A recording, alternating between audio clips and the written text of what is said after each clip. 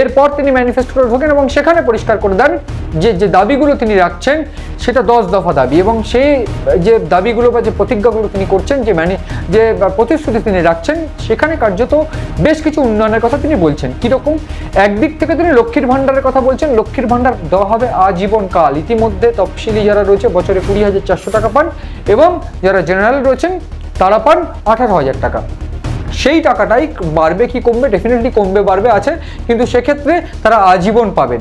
বেকার ভাতার ক্ষেত্রে বলা হয়েছে বেকার ভাতাও থাকবে। বেকার ভাতা যতদিন অবধি চাকরি পাচ্ছে কোনো যুবক, ততদিন অবধি বেকার ভাতা দেওয়া হবে। সেক্ষেত্রে দুবারের চিকিৎসা, একটা নতুন বলা হয়েছে, নতুন একটা প্রকল্প, দুবারের চিকিৎসা। সেক্ষেত্রে অভিষেক বন্দ্যোপাধ্যায়ের যে সেবাশ্রয় ক্যাম্প, সেই সেবাশ্রয় ক্যাম্পকে ধার করে এই দুয়ারে চিকিৎসার প্রকল্প হবে কিনা সেই একটা প্রসঙ্গ উঠছিল, বা সেই একটা জল্পনা ইতিমধ্যে ছড়িয়েছে। এই ক্ষেত্রে যেরকম দুয়ারে সরকার করা হয়েছে, দুয়ারে ক্যাম্প করা হয়েছে, সেক্ষেত্রে সাধারণ মানুষের চিকিৎসার জন্য দুয়ারে সরকার গঠন করা হবে বা দুয়ারে চিকিৎসা করা হবে। সেক্ষেত্রে সাধারণ মানুষ গিয়ে তাদের পরিষেবাগুলো পাবে। এক্ষেত্রে আরও বেশ কয়েকটি বিষয় তুলে ধরার চেষ্টা করা হচ্ছে। সেক্ষেত্রে বলা হয়েছে যে সাধারণ মানুষের সুবিধার জন্য এই 23টি জেলা ভেঙে আরও কয়েকটি জেলা তৈরি করার কথা ভাবনার কথা তিনি জানিয়েছেন। সেক্ষেত্রে আরও ব্লক, আরও পুরসভা, যাতে সাধারণ মানুষ বাড়ির কাছে পরিষেবা পায়, এই একটা পরিকল্পনার কথা তিনি জানিয়েছেন।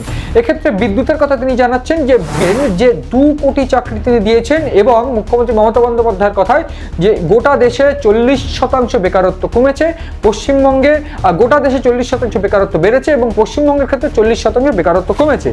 এই যে পরিসংখ্যান তিনি দিয়েছেন, সেক্ষেত্রে বীমা সংগ্রহের বিষয় রয়েছে, যে আলু নষ্ট হলে বা যারা কৃষি কাজ করে তাদের ক্ষেত্রে চাষবাসের কোনো সামগ্রী নষ্ট হলে সেক্ষেত্রে একটা বীমা দেওয়ার কথা রাজ্য সরকার ঘোষণা করছে। রাজ্য সরকার এর আগেও দিয়েছে, এবং তিনি আগামীতেও দেবেন। যেটা এর আগে আমরা দেখেছি যে তিনি উল্লেখ করছেন যে 44 লক্ষ মেট্রিক টন সংগ্রহ রাজ্য সরকার করে নিচ্ছে, অর্থাৎ একটা রাজ্য সরকারই সেগুলো কিনে নিয়ে এবং রাজ্য সরকারের মাধ্যম দিয়ে সেটা বিক্রি হবে, যদিও সেক্ষেত্রে নষ্ট হয়ে যাওয়ার সামগ্রীর টাকা তারা পাবেন।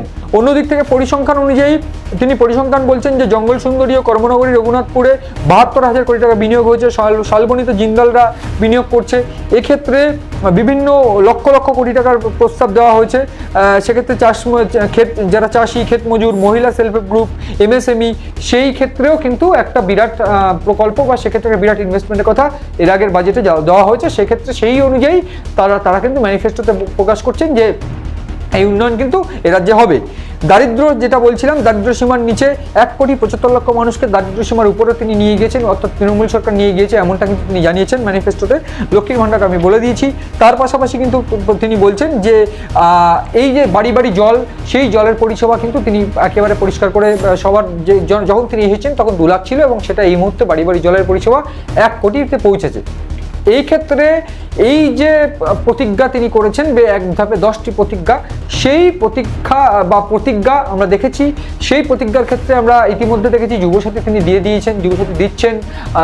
আমরা বিভিন্নভাবে যে ভাতার যে প্রকল্পগুলো রয়েছে, সেই প্রকল্পগুলোর ক্ষেত্রে দেখেছি সাধারণ মানুষের জন্য, জনসাধারণের যে প্রকল্প তিনি উল্লেখ করেছেন নিজে, 100টির উপর সামাজিক প্রকল্প তিনি চালান। এই প্রকল্পও তিনি চালাবেন, এবং ভবিষ্যতে সেই প্রকল্পগুলো অত্যন্ত গুরুত্বপূর্ণ জায়গায় পৌঁছবে, এই বক্তব্য তিনি কিন্তু দিয়ে দিয়েছেন। এই জায়গাতে কার্যত যে প্রশ্নটা উঠছে অন্তত বিরোধীদের তরফ থেকে, যে কতটা সত্যি এবং কতটা যুক্তিগত হতে পারে এটা। যদিও বিজেপিদের তরফ থেকে স্বাভাবিকভাবেই একটা অভিযোগ যে এক্ষেত্রে বহু দুর্নীতির কথা তারা তুলে ধরছেন। বিজেপির তরফ থেকে একাধিকবার দুর্নীতির ইস্যু রেজ করা হয়েছে এর আগেও। ইতিমধ্যে ম্যানিফেস্টোর পরেও বিজেপির তরফ থেকে একাংশ বিজেপির তারা রেজ করছে যে এটা মিথ্যে, এভাবে তিনি মিথ্যে কথা বলছেন, এবং এই যে সাধারণ মানুষের জন্য যে সামাজিক প্রকল্প, এক্ষেত্রে সেই আসল চাকরি না দিয়ে তারা এইগুলো করার চেষ্টা করছেন। কার্যত এই যে দ্বন্দ্ব, সেই দ্বন্দ্ব যেমন লেগে রয়েছে, তার পাশাপাশি মুখ্যমন্ত্রীর এই যে ম্যানিফেস্টো, সেই ম্যানিফেস্টোতে সাধারণ মানুষ যে উপকৃত হচ্ছেন, উপকার পাচ্ছেন, তা নিয়ে কোনো দ্বিমত নেই। এই জায়গাতে দাঁড়িয়ে আদতে তৃণমূল এই 2026-এর বিধানসভায় 294টি আসনে কতগুলো জয়লাভ করবে, এই ম্যানিফেস্টোর দিকে যেমন তাকিয়ে একটা প্রশ্ন থাকবে। এবং তার পাশাপাশি আমরা দেখেছি সামাজিক প্রকল্পের ক্ষেত্রে দিয়ে মমতা বন্দ্যোপাধ্যায় অত্যন্ত গুরুত্বপূর্ণ ক্ষেত্রে বিভিন্ন প্রকল্প, রূপশ্রী, কন্যাশ্রী বা বিভিন্নভাবে বাংলার বাড়ি থেকে শুরু করে বিভিন্ন প্রকল্পের মাধ্যম দিয়ে অন্তত এ রাজ্যে একটা, এই দেশে অন্তত এ রাজ্যের ক্ষেত্রে এ রাজ্যকে অত্যন্ত উঁচু জায়গায় নিয়ে গিয়েছেন। এই একটা বিষয় যেমন একেবারে প্রকাশ্যে বা একেবারে স্পষ্ট। তার পাশাপাশি এই বিষয়টা অত্যন্ত সত্যি যে দুর্নীতি বা অভিযোগ যেমন রয়েছে, সেই অভিযোগের ক্ষেত্রে কিন্তু বারবার করে বিজেপির সপক্ষে যে যুক্তি খাড়া করেছে, সেই যুক্তিগুলো কিন্তু অত্যন্ত গুরুত্বপূর্ণ।